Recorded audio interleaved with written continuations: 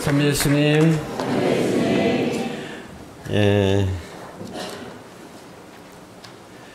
마지막 잊어버리고 말씀 못 드릴까봐 그러는데, 이번에 받으신 그 유인물 있잖아요. 제가 이 강의를 준비하면서, 다시 한번 읽어보니까요. 야, 이거 누가 썼나? 너무 잘 썼다. 제가 학자도 아니고, 그렇다고 해서 이것을 때 무슨 다른 책, 인용하거나 연구한 것도 아니고, 정말, 제 삶 속에서 그냥 쓰고 싶은 이야기를 풀어낸 거거든요. 그러니까 여러분 읽어보시면서 어렵다라는 느낌은 안 드실 겁니다. 그러나 제가 봐도, 아이고, 이거 정말 신자들에게는 꼭 정말 필요하겠다. 좋은 이야기 꼭 지금 시점에서 특별히 여러분들에게 요 정도는 정말 꼭 한번 좀 읽어보고 생각 좀 해주셨으면 좋겠다 싶은 것들이 아주 그냥 핵심 이런 부분들이 잘 나와 있기 때문에 오늘 제가 압축해서 제가 몇 가지 그냥 훑은 식으로밖에 말씀을 못 드리는데 집에 가셔서 한번 정말 정독 좀 해주시고 또 주변 사람들에게도 좀 알려주시면 좋겠습니다. 가장 기본적으로 우리 교회가 변혁되지 않는 이유, 왜 그럴까? 왜 우리가 바뀌지 않을까? 기존 이걸 진리도 아닌 것을 진리로 그냥 우리 머릿속에 딱 갖고 있기 때문에 이게 깨뜨려지지 않으니까 정말 힘든 겁니다. 교회도 안 바뀌고 우리 자신도 안 바뀌고 그래서 새로 들어오는 사람들도 안 바뀌게 만들어버리고 그래서 정말 구원의 표지인 교회가 구원의 표지로서의 역할을 하지 못하게 만들어버리는 거예요. 이건 정말 안타까운 일입니다. 우리가 열심히 기도하고 노력하고 희생하고 하는데도 불구하고 정말 하느님 나라 건설을 위해서 우리가 뭐 하고 있느냐라고 할 때 뚜렷한 대답을 하지 못하게 만드는 것. 이제 이런 근본적인 걸림돌들에 대해서 써놨으니까요. 정말 잘 읽어봐 주시면 고맙겠습니다. 마지막으로 제주도의 현안들에 대해서 말씀드리기 전에 꼭 짚고 넘어가고 싶은 것이 세상의 죄에 관한 것입니다. 세상의 죄를 없애시는 주님, 우리가 미사 때 몇 번씩이나 노래하고 그러죠. 근데 신자들을 세상의 죄 하면 그냥 막연하게 너도 나도 다 죄 짓고 그러니까 죄 지은 사람들 모여 사는 세상이니까 그냥 세상의 죄를 없애시는가 보다 하는데 성서에서 말하는 세상의 죄는 구조악을 말하는 것입니다. 구조악. 개인의 죄를 합친 것이 아니라 구조적인 악의 문제가 있습니다. 선의를 가진 사람들조차도 악에 동참하게 만들어버리는 구조가 있다라는 거죠. 그것이 세상의 죄라고 말하는 것입니다. 세상의 죄는 원죄와 같은 이야기라고도 할 수 있습니다. 근데 우리는 원죄에 대해서는 극히 단편적으로 이미 해결되어 버린 과거의 문제로 치부해 버립니다. 여러분 원죄에 대해서 심각하게 안 생각하잖아요. 원죄. 심각할 이유가 없죠. 왜? 세례를 통해서 원죄가 다 사해졌는데 무슨 나하고 지금 상관없는 건데 뭐. 그러나 원죄는 아담과 하와를 통해 가지고 유전적으로 우리에게 전해진 DNA를 통해서나 이렇게 전해지는 것이 아니라 과거의 이야기가 아니라 바로 현재 우리들의 상태를 말해주는 것입니다. 우리가 살고 있는 이 삶, 내 삶과 내 주변의 모든 사람들의 삶이 다 죄악에 연관되어 있다라고 하는 것입니다. 그래서 거기서 쉽게 비유를 든 것이 어느 날 남편이 밤늦게 술 먹고 들어왔는데 이제나 저제나 하고 기다리던 와이프가 너무 늦어지니까 된장찌개 몇 번씩 끓이다가 다 졸여 먹고 이렇게 기분 나빠가지고 쳐다보지도 않고 다음날 아침에 밥도 안 해줬다. 남편이 그래도 참 2차 가자는 것도 참 안 가고 왔는데 그거를 몰라주고 말이지. 이래가지고 기분 나쁘잖아요. 밥도 안 차려주니까. 그래가지고 근데 보니까 아들놈이 아침에 마루에서 안방에서 텔레비 보고 있다. 이 자식 아침부터 텔레비나 보고 하고 꿀밤을 줬다. 아니 평소에 텔레비 볼 때 아무렇지도 않던 아빠가 갑자기 그냥 꿀밤을 주니까 기분 나빠가지고 학교 가면서 집에 있는 강아지가 또 다 절랑절랑 반갑다고 달려드는데 기분 나쁘니까 발로 한 번 콱 찼어. 강아지는 또 한 대 맞으니까 기분 나빠서 고양이를 쫓았어. 근데 고양이는 또 도망가다가 옆집에 들어갔는데 거기 펄펄 끓고 있는 물그릇을 건드려가지고 쏟아졌다. 근데 그 밑에 아장아장 걷고 있던 애기가 화상을 입었다. 일생 동안 화상을 입고 살아야 되는 이 아이에게는 누가 책임을 져야 될까요? 아무도 모릅니다. 아무도 몰라요.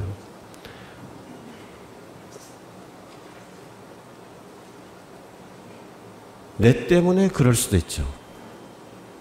근데 누구의 죄인지도 모르고 누구 때문에 이렇게 되고 서로 얽혀가지고 내가 남을 죄짓게 만들고 남이 또 나를 죄짓게 만들고 이것이 세상의 죄라고 하는 얘기입니다.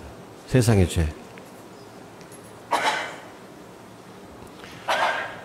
그래서 거기서 예를 들어놓은 것이 팀벌랜드라고 하는 그 구두 회사의 이야기입니다. 우리가 만든 우리는 소가죽으로 이제 구두를 만드는 회사인데 이 소가죽 구두를 신을 때 이 구두가 이 가죽이 어디서 나왔는지 여러분 저 신고 있는 구두 어떤 가죽인지 알긴 하십니까? 그저 가죽이겠지. 인조 가죽인지도 진짜 가죽인지도 잘 모르고 사실은 그저 신고 있죠. 하지만 우리가 이렇게 신기 때문에 어떤 일이 일어날까요? 그린피스라고 하는 단체가 얼마 전에 우리나라에도 이제 지부를 만든다고 합니다. 그린피스는 그 환경 보호를 위한 세계적인 기구로 잘 알려져 있죠. 근데 이 그린피스에서 자기 회원들에게 팀벌랜드라는 회사에 편지를 보내도록 했습니다. 당신들이 만드는 구두 때문에 아마존의 밀림이 사라지고 있고 거기 원주민들이 다 쫓겨나고 있다. 아마 거기 브라질 쪽으로 남미 쪽으로 여행해 보신 분들은 거기 소고기 값이 엄청 싸다는 것을 아실 겁니다. 그 마음 놓고 그냥 먹어도 그냥 거기 가면 조그마한 표를 하나 줍니다. 한쪽에는 빨간 거 있고 그 뒤집으면 파란색이 나오는데 저기 파란색을 이렇게 엎어놓으면 그때가 무진장 고기를 갖다 주는 거예요. 그게 또 맛있고요. 근데 거긴 왜 그렇게 싸냐? 그냥 그 광활한 대지에 그냥 나서 수의사도 없고 무슨 돌봐주는 사람도 없고 새끼도 지네들끼리 낳고 뭐 이렇게 마음대로 합니다. 그냥 때가 되면 그냥 몰고 가서 팔면 되는 겁니다. 그런데 그렇게 목초지를 만들기 위해서는 어떻게 해야 될까요? 밀림을 벌치를 해야 되는 겁니다. 인류의 지구의 허파라고 말하는 아마존강의 그 밀림이 그렇게 자꾸 없어지게 되는 거죠. 그러니까 그 사람들은 또 더 많은 고기를 소를 키우기 위해서 이제 거기에 그저 조그만하게 화전이나 일구고 아니면 거기서 원숭이 사냥이나 하고 이렇게 다니던 사람들을 다 원주민들이 다 쫓겨나게 되는 겁니다. 그래서 그것을 지적하면서 당신들 그 생산 방법을 바꿔라 하고 요구를 했어요. 그랬더니 그 회사 사장이 딱 보니까 이거 어떻게 하면 좋으냐 하고 임원을 소집했죠. 근데 임원들이 대부분은 아이고 그럼 브라질에서 만든 저 소고기 제품 가죽은 소가죽은 안 쓰겠다고 얘기해 버립시다. 겨우 그거 해봐야 7%밖에 안 되니까 우리는 다른 데서 구입하겠다고 편지 보내버리면 간단할 거 아닙니까 했어요. 그런데 이 사장의 생각은 틀렸죠. 그렇게 해가지고 될 일이 아니다. 그래서 거기 브라질에서 그 가죽을 생산하는 사람들에게 물어봤습니다. 당신네들이 생산하는 그 가죽이 도대체 어떤 경로를 통해서 어떻게 만들어지는지를 알고 있느냐. 그 사람 전혀 관심 없는 겁니다. 그걸로 인해서 어떤 결과가 나오는지. 그래서 이제 자기 제품 공급업자들에게 다 얘기했죠. 어디에서 어떤 방법으로 생산되는지 여기에 대해서 충분히 소명을 하지 않으면 우리는 거래를 하지 않겠다. 그러니까 우리가 그냥 무심코 신는 구두, 이것이 어떤 영향을 미치고 있는가? 결국은 우리가 그렇게 걱정하고 있는 지구온난화 문제까지도 연결이 되는 것입니다. 그 아까 말씀드린 그 예는 아주 그 성공적인 사례로, 그래서 이제 앞으로 그뿐만 아니라 나이키 같은 국제적인 전 세계 가장 큰 신발 업체에서도 제품을 어떻게 생산해내느냐에 관심을 갖고 이제 그거를 관리를 하게 되는 거죠. 얼마 전에 우리 배가 소말리아 해적들한테 납치를 당했었죠. 우리 국민들로 보면은 도대체 억울하기 짝이 없습니다. 우리가 뭐 수단 사람들한테, 소말리아 사람들한테 잘못한 게 뭐 있냐? 근데 왜 우리 배를 납치를 해 나가느냐? 그런데 사실 소말리아 사람들이 해적질을 하게 된 이유가 뭔지, 그거 다 어부들이거든요. 어부들이 해적이 된 겁니다. 어부들이 거기서 참치를 잡고 그 새우를 잡고 했었는데, 다국적 배들이 우리나라 원양어선까지도 다 그 전 세계 배들이 다 거기 몰려가가지고 남획을 해버리니까 그 사람들은 잡을 게 없어요. 큰 뭐 어떤 현대적인 기구도 없고. 그러다 보니까 그 사람들은 이제는 어떻게 해야 돼? 먹고 살 길이 없으니까 그냥 그거밖에는 또 방법이 없는 거예요. 결국은 우리 밥상에 오른 새우, 우리 밥상에 오른 삼치, 이것들이 소말리아 해적을 만드는 것이 되는 거죠. 이것이 세상의 죄라는 얘기입니다. 이것을 우리는 죄의 연대라고 얘기하는 거죠. 죄의 연대성. 원죄는 바로 죄의 연대성을 얘기하는 것입니다. 아담과 하와가 죄를 지었고 그 이야기 다음에 바로 이어서 나오는 것이 카인이 아벨을 죽이는 이야기고, 카인이 아벨을 죽이고 난 다음에 전 인류에게 아주 그냥 죄악이 코를 찌를 정도가 돼가지고 하느님께서 노아의 홍수를 내리시는 거죠. 이 이야기가 원죄의 이야기입니다. 이 원죄의 이야기라는 것은 과거에 이미 해결된 얘기가 아니라 지금 현재 우리 삶의 구조가 그렇게 돼 있다라는 거죠. 그렇기 때문에 이 악의 연대성을 어떻게 끌어나가느냐, 그것이 바로 선의 연대라는 얘기입니다. 우리가 대표적인 예를 든다면 네덜란드의 소년, 이제 그 댐이 무너지는 것을 손가락 하나로 주먹 하나로 밤새 막았던 그 얘기가 있잖아요. 한 사람의 조그만한 일로 인해서 많은 사람들에게 또 좋은 영향을 미칠 수도 있다는 겁니다. 한 사람의 죄악이 많은 영향을 끼칠 수 있는 것, 거꾸로 한 사람의 자그마한 선행이 모든 사람들에게 많은 영향을 끼칠 수도 있다. 수단의 예를 들면은, 수단의 이태석 신부님 이야기, 우리 모두 눈시울을 적시게 만드는 참 아름다운 이야기입니다. 근데 사실 수단이 왜 그렇게 전쟁에다가 그렇게 비참하게 살게 되었을까요? 그것 역시 세상의 죄의 결과예요. 수단 사람들이 잘못한 게 아닙니다. 우리나라가 왜 이렇게 늘 남북한에 이렇게 갈등 구조로 가고 있습니까?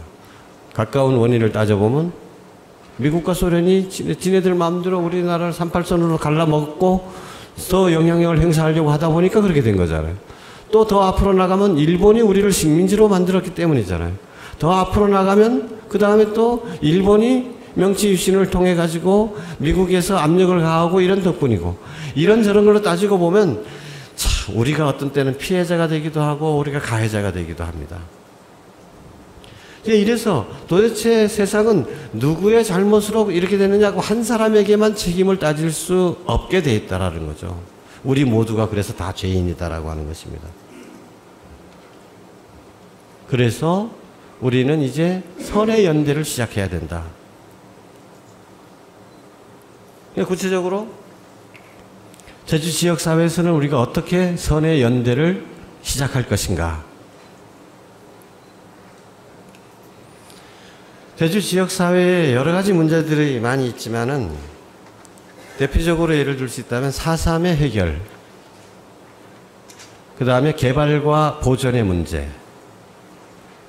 그 다음에 해군기지 평화의 섬 문제가 있겠습니다. 우리가 지금까지 들은 대로 이렇게 고통 속에 살고 있는 이 사람들을 위해서 그들과 더불어서 함께 살고 있는 우리 교회가 그들과 어떻게 함께 할 것인가? 복음은 우리에게 무엇을 가르치는가? 이것이 사회교회의 기본 질문이죠. 사회교회의 기본 원칙은 공동선, 그리고 인권, 그리고 정의라고 하는 거죠. 이미 여러 번 다 배우셨죠. 그러면 여기에 입각해서 우리가 어떻게 접근해 나갈 것인가? 근데 이런 질문을 던지면 우리에게 결론은 뻔한 것입니다. 너무도 당연한 얘기죠. 어떻게 해야 되겠습니까? 아픈 사람들과는 그 슬픔을 같이 해야 되지 않겠느냐. 그리고 그들의 억울함을 해소하기 위해서 뭔가 해야 되지 않겠느냐. 그럼 정부가 해야 될 일을 촉구를 해야 되지 않겠느냐. 근데 이런 면에서 우리 교회가 한 일이 무엇이 있는가? 거의 없다고 봐야죠. 50년 동안 정말 우린 빨갱이 아닙니다. 우린 억울합니다. 이렇게 외쳐오고 그렇게 사람이 죽어서 억울한데 그 죽은 것마저도 빨갱이라서 죽은 거다라고 해가지고 빨갱이 새끼가 돼가지고 군대 가도 1급 비밀 취급인가도 못 받고 사관학교도 못 들어가고 판검사도 못 되고 또 엄마 아빠 다 죽어버렸으니까 무슨 공부를 제대로 할 수 있었겠습니까? 제대로 사회적으로 성장을 할 수 있겠습니까? 그러니까 오늘 그렇게 살고 있는 사람들에게 우리 교회는 도대체 뭘 얘기해 줬나? 어떤 힘이 돼 줬나?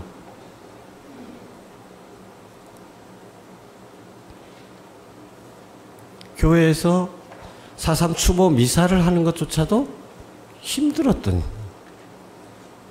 그나마 대통령이 이거는 국가공권력이 잘못한 거다라고 공개적으로 사과를 했습니다. 그리고 이제 집단 보상 문제 같은 거 이제 좀 그 평화공원 문제도 이제 해결이 되고 앞으로 이제 유족들 복지 사업도 정부에서 조금씩 관여를 하고 있습니다. 근데 그렇게 된 다음에야 비로소 공개적으로 주교자 성당에서 4.3 유령들을 위한 미사가 거행될 수 있었던 거죠. 이미 다른 사람들이 다 해결해 놓은 다음에야 우리 교회가 겨우 그나마 미사 정도 하는 겁니다. 이런 거는 사회교리로 볼 때 아니잖아요. 우리가 먼저 해야 되잖아요. 근데 4.3은 아직도 진행형이라고 얘기합니다. 끝난 얘기가 아니라고 합니다. 왜냐? 지금 그 유족들의 문제도 있지만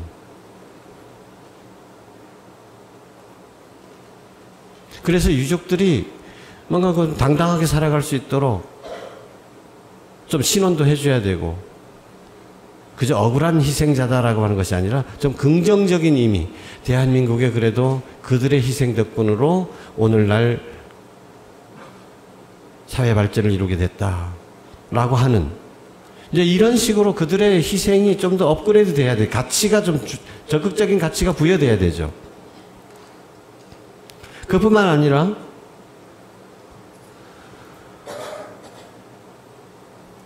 조작간첩 문제가 아직도 많이 남아 있습니다. 정권을 유지하기 위해서 국가의 불안을 야기하고 그래서 공포 정치를 하기 위해서 우리 자나깨나 불조심하는 식으로 자나깨나 간첩 조심. 낱말은 뭐라 그랬어요? 낱말은 새가 듣고 반말은 간첩이 듣는다. 우리 주변에 어디 간첩이 있을까 항상 깨어 조심해야 된다. 뭐 이런 식으로 늘 불안하게 우리를 만들어 왔잖아요. 근데 그러기 위해서 없는 간첩도 있다고 만들어내는 겁니다. 그래서 그렇게 해서 잡아낸 사람한테는 그때도 거액의 보상금을 지급하고 몇 개급 특진을 시켜주는 거예요. 그러니 거기에 넣은 사람들은 꼬투리만 있으면 간첩으로 만들어내는 거예요. 근데 제일 많이 희생된 사람들이 제주도 사람들입니다. 왜 그럴까요? 4.3 때 그 피해를 피하기 위해서 이제 다 일본으로 도망간 겁니다. 제주도에 있다가는 죽을 거니까. 그래서 거기 친척들이 많이 살고 있습니다. 제주도에 워낙 못 살게 되니까 먹고 살기 위해서 그래도 일본에 친척이 있으니까 일본에나 가볼까 해서 일본에 들려서 친척 만나고 왔으면 간첩 조작 대상 1호가 되는 겁니다. 너 조청연계 누구 만났지? 만나서 돈 얼마 받았어? 아이, 용돈 좀 얼마 자식 공작금 받았구나. 너 이거 뭐야 이거 이 마녀필 너 누구한테 받은? 아, 그 사람 삼촌한테 받은 겁니다. 아, 이것도 다 공작품이야. 이렇게 해서 간단하게 조작이 되는 거예요. 근데 우리 교회에서는 그런 문제에 대해서 얼마나 적극적으로 관심을 가졌던가. 정말 안타까운 일입니다마는 고산성당에서 사목회장을 하던 사람이 조작으로 간첩이 된 겁니다. 근데 우리 그렇다면 다른 사람도 아니고 신자 중에서 사목회장이라도 하던 사람인데 이렇게 됐으면 교회가 뭔가 좀 관심을 가져야 될 거 아닙니까? 그 동네 신자들도 손가락질합니다. 그래서 간첩 마누라, 간첩 자식들. 얼마나 무서운 상황입니까? 그나마 위안이 되는 것은 그 당시 본당 신부님이었던 남승태 신부님하고 젊은 신부들이 그래도 꾸준히 탄원서도 올리고 반대 활동도 하고 이렇게 해가지고 그분은 이제 시대가 바뀌면서 빨리 추록을 하게 됐고 지금 형사보상금은 이미 받았고요. 그 다음에 민사소송 지금 하고 있는 중입니다. 근데 애석하게도 그분은 형사보상금이 나오기 전에 재심이 받아들여져서 무죄 선고가 나기 전에 세상을 떠야 됐습니다. 근데 그와 비슷한 많은 경우가 제주도에 아직도 있습니다. 이 사람들은 혹시라도 세상이 바뀔까봐 김대중 노무현 때는 그런 대로 정부에서 격려해주는 분위기였는데 지금 또 이명박 정부 들어가지고 남북 관계가 불안해지고 그러니까 혹시 내가 그랬다가 또 불이익이나 당하지 않을까봐 재심 청구도 못하고 있는 사람들입니다. 그렇다면 이 시대에 그들과 함께 살고 있는 우리 제주교구는 도대체 뭘 어떻게 해야 되겠는가? 어떻게 해야 되겠습니까? 그들이 정당하게 자기 권리를 찾을 수 있도록 적어도 지금이라도 재정적이거나 사회적으로 뒷받침해 줘야 되지 않겠습니까? 개발 문제도 그렇습니다. 지금 중문 골프장 매각이 이슈가 되고 있습니다. 왜 이슈가 될까요? 혹시 중문 골프장 매각에 대해서 이야기 들어보신 분 한번 손 들어보십시오. 예. 10분의 1도 될까 말까요. 뭐 골프장이 팔리든 말든 뭐 그거 누구의 거든 뭐 무슨 상관이 있나요? 그게 원래 누구 땅이었는데요.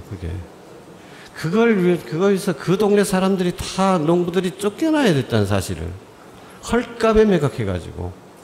그럼 지금 집값이 땅값이 얼마나 올랐습니까? 관광공사는 그걸 이용해가지고 그거 강제로 수용해가지고 그걸 장사해 먹더니 지금 그만큼 땅값 오르고 되게 돈 벌었죠. 그래서 돈을 더 많이 벌기 위해서 그거를 팔고 떠나겠다는 거죠. 그럼 우리 제주도민들은 어떻게 해야 되느냐. 그런 문제가 다시 또 되풀이될 수 있다는 거죠.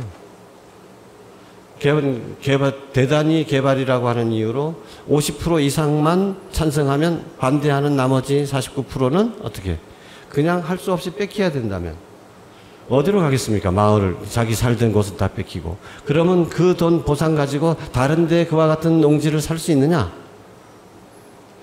못 사죠. 근데 그 돈 받으면 냉장고 파는 사람들이 중문에서 그랬습니다. 현금으로 받았잖아요.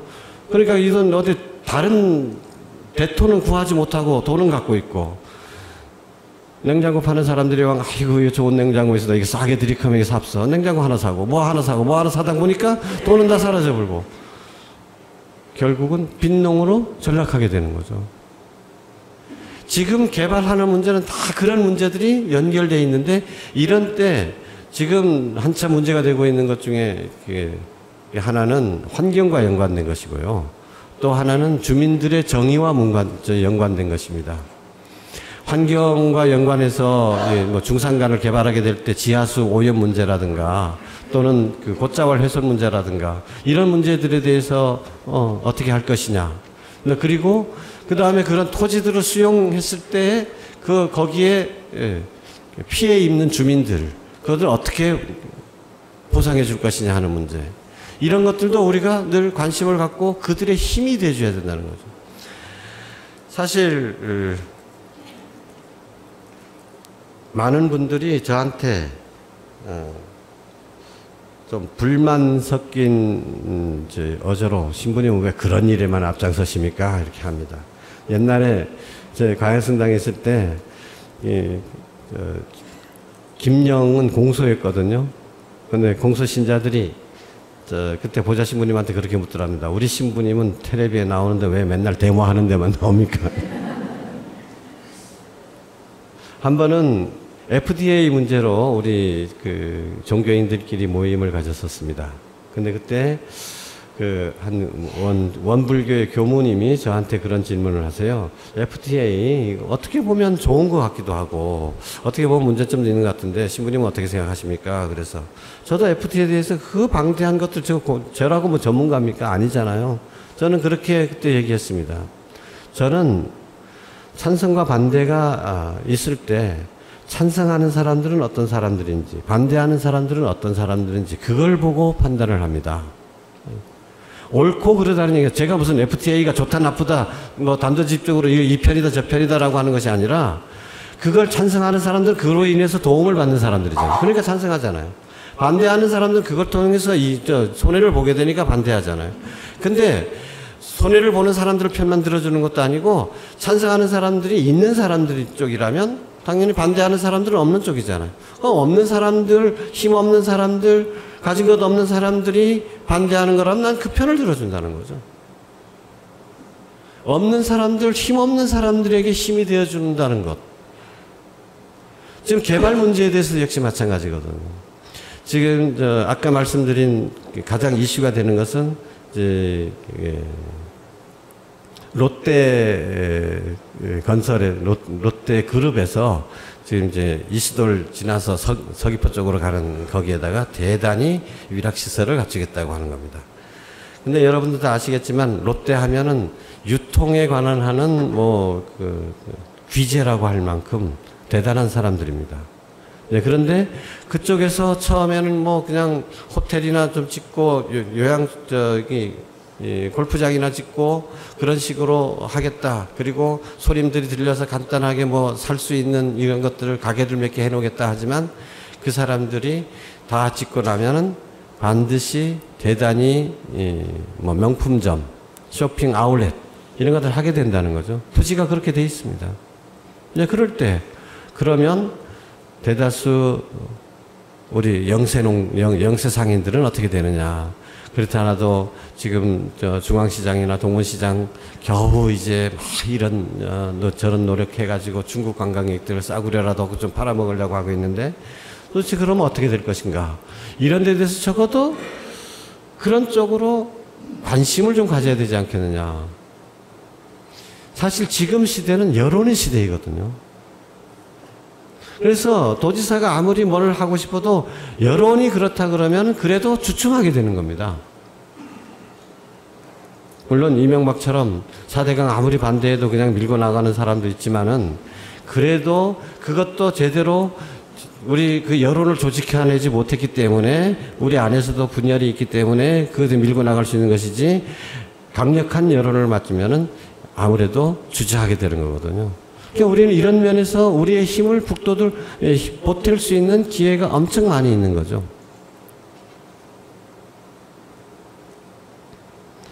해군 기지 문제에 대해서는 여러분들 이미 많이 들으셨을 겁니다만은, 자, 우리가 사회교리의 기본 원칙에 입각해가지고, 강정 문제를 어떻게 접근할 것이냐. 여기에, 많은 사람들이 하는 질문이 있습니다. 첫째, 해군 기지 자체를 반대하는 거냐, 강정이니까 반대하는 거냐라고 하는 문제. 우리는 어떻습니까? 천주교의 입장은 어떤 것일까요? 강정이니까. 강정에 안 된다고 하는 논리도 있습니다. 그 안 될 이유도 있습니다.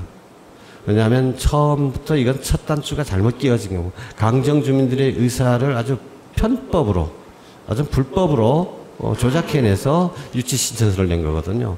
근데 지금 정부에서는 유치 신청서가 주민들이 유치 신청서를 냈다. 그럼 니네들이 원해서 그 마을에 지어주는 거다. 지금 계속해서 그 논리를 밀고 나가고 있는 겁니다. 그렇기 때문에 강정 주민들을 위해서도 반대를 하는 것이지만, 그걸 강정 주민들이 그러면 찬성한다. 그럼 우리는 어떻게 해야 될까요? 여기에 강정 주민들하고 우리하고 약간의 이게 그 목표의 차이가 있는데, 우리는 평화를 위해서 해군기지 자체를 반대하는 것이죠. 이것은 제2차 바티칸 공의회의 가르침에 부응하는 것이기도 합니다. 제2차 바티칸 공의회는 세계 평화를 위해서 군축을 제안하고 있는 것입니다. 여러분, 요즘 신문을 좀 자세히 보시면요,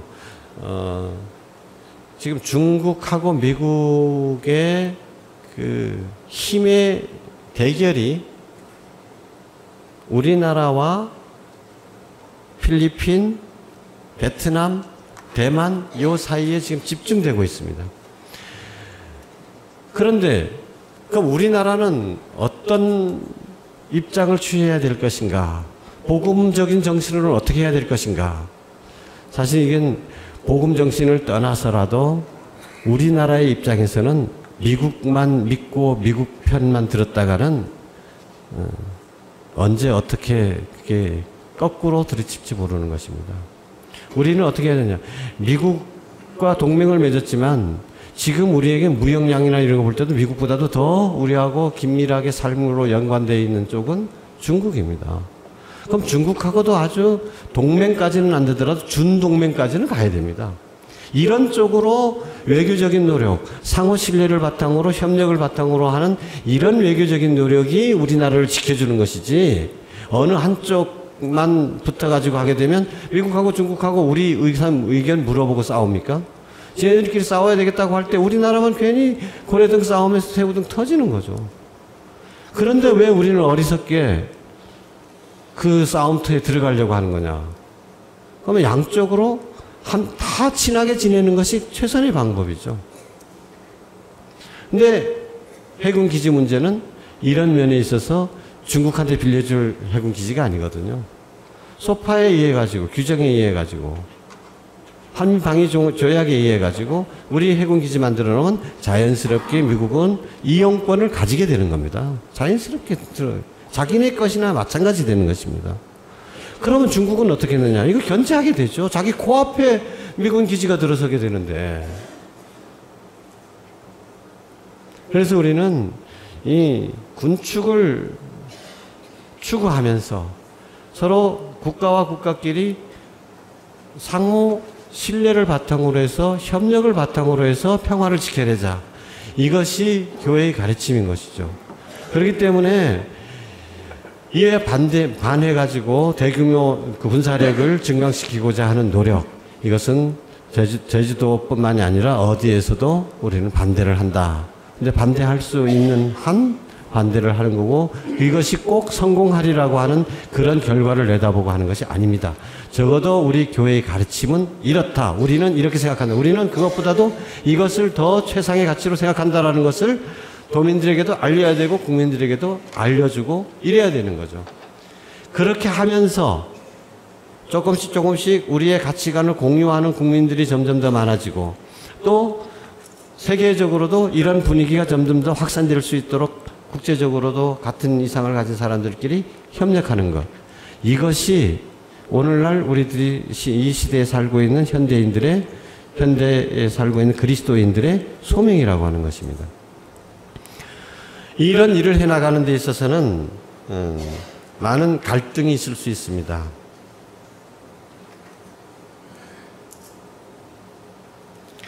제가 6개월 전인가요?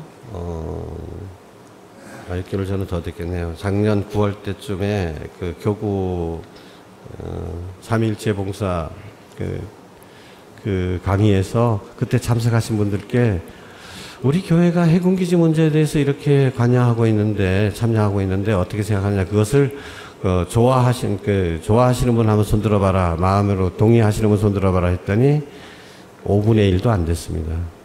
마음속으로는 여전히 아이고 그런 거 좀 관여 안 했으면 하는 것이 바람입니다.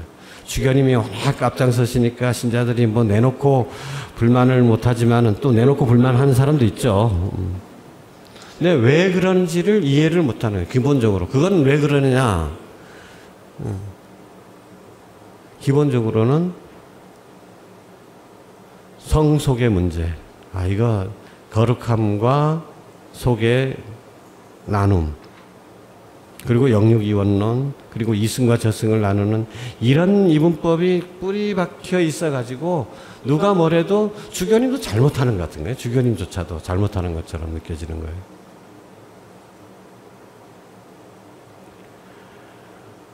저는 이번 우리 사회교리 학교가 정말 제주교구가 제2차 바티칸 공의에서 제시해 주신 정말 하나님의 백성으로서 이 세상을 위한 복음의 징표, 구원의 징표가 될 수 있는 좋은 기회가 될 수 있으리라고 기대를 합니다.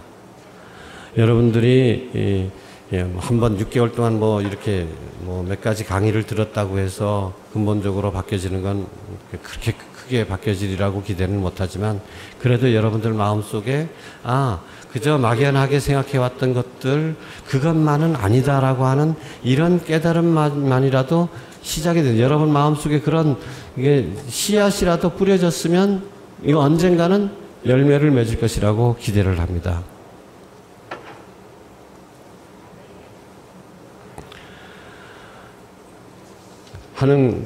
이 길을 걸어가는 도중에 많은 어려움도 있고 주변에 탄압도 있고 그러겠지만은 그럼에도 불구하고 우리는 그리스도의 뒤를 따르는 사람으로서 늘 예수님께서 이 자리에 이 상황에 계시다면 어떻게 할 것인가라는 질문을 끊임없이 던지는 것이 사회교리입니다.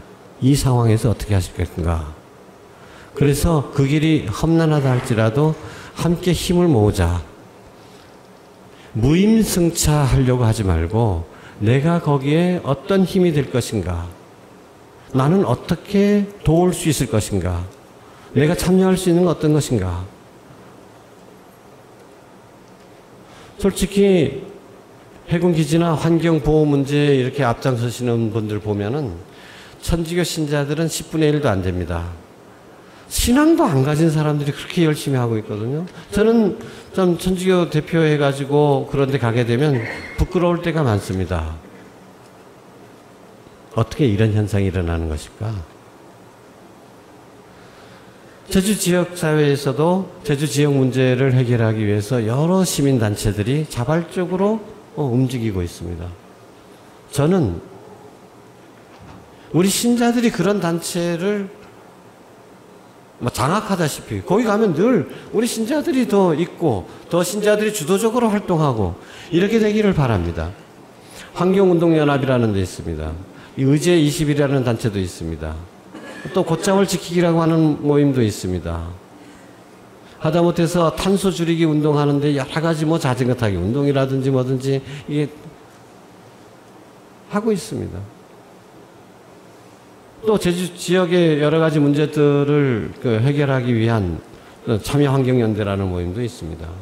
그리고 국제적으로 인권을 보호하기 위한 엠네스티라든지 또는 아까 말씀드렸습니다만 그린피스 같은 것도 지금 우리나라에 들어오고 있습니다. 이런 때 누가 그런 모임에서 더 적극적으로 활동하느냐? 복음의 소명을 가진 우리들이 먼저 해야 되지 않겠느냐? 적극적으로 해야 되지 않겠느냐? 그리고 그런 때는 복음화라고 하는 것이요. 이식. 그러니까 나무를 옮겨가지고 여기 심는 것처럼 로마의 교회를 제주도 땅에 딱 옮겨가지고 이식시키는 것이 아니라 그런 나무들이 이식된 나무들이 많아지는 것이 복음화가 아니라 이 사회가 복음의 정신으로 바뀌는 것이죠. 정치는 정치대로, 경제는 경제대로 다 복음의 가치관에 근거해서 움직여질 때 이 사회가 복음화되는 것입니다. 신자 수가 늘어나는 것이 문제가 아니죠. 신자 수 늘어나봐야 우리 한국에 뭐 이제 500만을 넘어서 600만 가까이 된다라고 하지만 다 밑빠진 독에 물 붓기 아닙니까? 다 줄줄줄 흘러나가고, 오히려 그런 것보다는 차라리 세례는 안 받았지만 복음의 정신을 가진 사람들, 복음의 가치관을 함께 우리와 함께하는 사람들이 많아지면 오히려 그것이 더 복음화가 되는 것입니다. 하느님 나라는 무엇입니까? 바로 사회가 복음화되면 이게 하느님 나라 아닙니까? 맨날 우리 주님의 기도 속에서 아버지의 나라가 오시며라고 기도를 합니다. 아버지의 나라가 오시며 기도하는 사람이라면 아버지의 나라를 위해서, 아버지 나라를 건설하기 위해서 참여해야 되지 않겠습니까? 가만히 감나무 밑에서 입 벌리고 있다고 해서 하느님 나라가 오겠습니까? 물론 선물로 다가오는 것입니다만은 우리가 그 선물에 참여를 해야 되는 것이죠.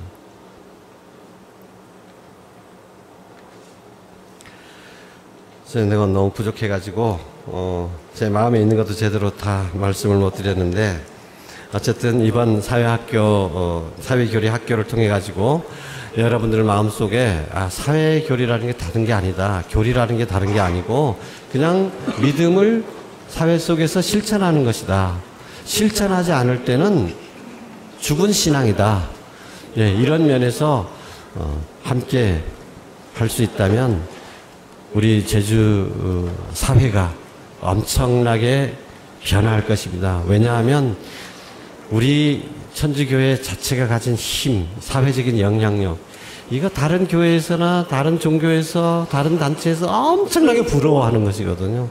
근데 우리는 그런 힘을, 우리가 가진 충분한 영향력을 그만큼 발휘하지 못하고 썩혀와 버렸습니다. 이 사회교리 학교가 우리의 이 사회복음화를 위한 우리의 힘을 다 모아가지고 제주 지역사회의 복음화를 위해서 한껏 꽃 피어나가는 이런 계기가 되기를 정말로 간절히 바랍니다. 아멘.